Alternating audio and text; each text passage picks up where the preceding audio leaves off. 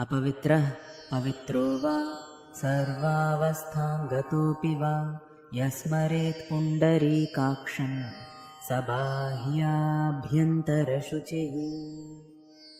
आवाहनम् नारायणं पद्मभवं वसिष्ठं शक्तिं च तत्पौत्रपराशरं च व्यासं शुकं गौडपदं महान्तं गोविन्दयोगीन्द्रमथास्य शिष्यं श्रीशङ्कराचार्यमथास्य पद्मपादं च हस्तामलकं च शिष्यं तं त्रोटकं वार्तिककारमन्यान् अस्मद्गुरून् सन्ततमानतोऽस्मि। श्रुतिस्मृतिपुराणानाम् आलयं करुणालयं नमामि भगवत्पादं शङ्करं लोकशङ्करं। शङ्करं शङ्कराचार्यं केशवं बादरायणं सूत्रभाष्यकृतौ वन्दे भगवन्तौ पुनः पुनः। यद्वारिनिखिलानि लिम्पपरिषत् सिद्धिं विदत्ते निशं श्रीमच्छ्रीलसितं जगद्गुरुपदं नत्वात्मा तृप्तिं गतः। लोकाज्ञानपयोधपठनधुरं श्रीशङ्करं शर्मदं ब्रह्मानन्दसरस्वतीं च श्रीब्रह्मं ध्यायामि ज्योतिर्मयम्। आवाहनं समर्पयामि श्रीगुरुचरणकमलेभ्यो नमः। आसनं समर्पयामि श्रीगुरुचरणकमलेभ्यो नमः। स्नानं समर्पयामि श्रीगुरुचरणकमलेभ्यो नमः। वस्त्रं समर्पयामि श्रीगुरुचरणकमलेभ्यो नमः। चन्दनं समर्पयामि श्रीगुरुचरणकमलेभ्यो नमः।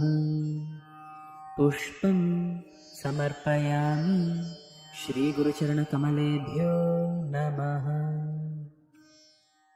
धूपं समर्पयामि श्रीगुरुचरणकमलेभ्यो नमः। दीपं समर्पयामि श्रीगुरुचरणकमलेभ्यो नमः। आचमन्यं समर्पयामि श्रीगुरुचरणकमलेभ्यो नमः। नैवेद्यं समर्पयामि श्रीगुरुचरणकमलेभ्यो नमः। आचमन्यं समर्पयामि श्रीगुरुचरणकमलेभ्यो नमः। ताम्बूलं समर्पयामि श्रीगुरुचरणकमलेभ्यो नमः। श्रीफलं समर्पयामि श्रीगुरुचरणकमलेभ्यो नमः।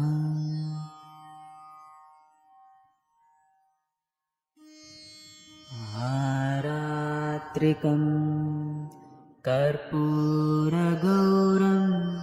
करुणावतारं संसारसारं भुजगेन्द्रहारं सदा वसन्तं हृदयारविन्दे भवं भवानी सहितं नमामि। आरात्रिकं समर्पयामि श्रीगुरुचरणकमलेभ्यो नमः। आचमन्यं समर्पयामि श्रीगुरुचरणकमलेभ्यो नमः। पुष्पाञ्जलिम्। गुरुर्ब्रह्मा गुरुर्विष्णुः गुरुर्देवो महेश्वरः गुरुः साक्षात् परं ब्रह्म तस्मै श्री गुरवे नमः। अखण्डमण्डलाकारं व्याप्तं येन चराचरं तत्पदं दर्शितं येन तस्मै श्री गुरवे नमः। श्रीब्रह्मानन्दं परमसुखदं केवलं ज्ञानमूर्तिं विश्वातीतं गगनसदृशं तत्त्वमस्यादिलक्ष्यम् एकं नित्यं विमलमचलं सर्वधी साक्षिभूतं भावातीतं त्रिगुणरहितं सद्गुरुं तं नमामि। अज्ञानतिमिरान्धस्य ज्ञानाञ्जनशलाकया चक्षुरुन्मीलितं येन तस्मै श्री गुरवे नमः।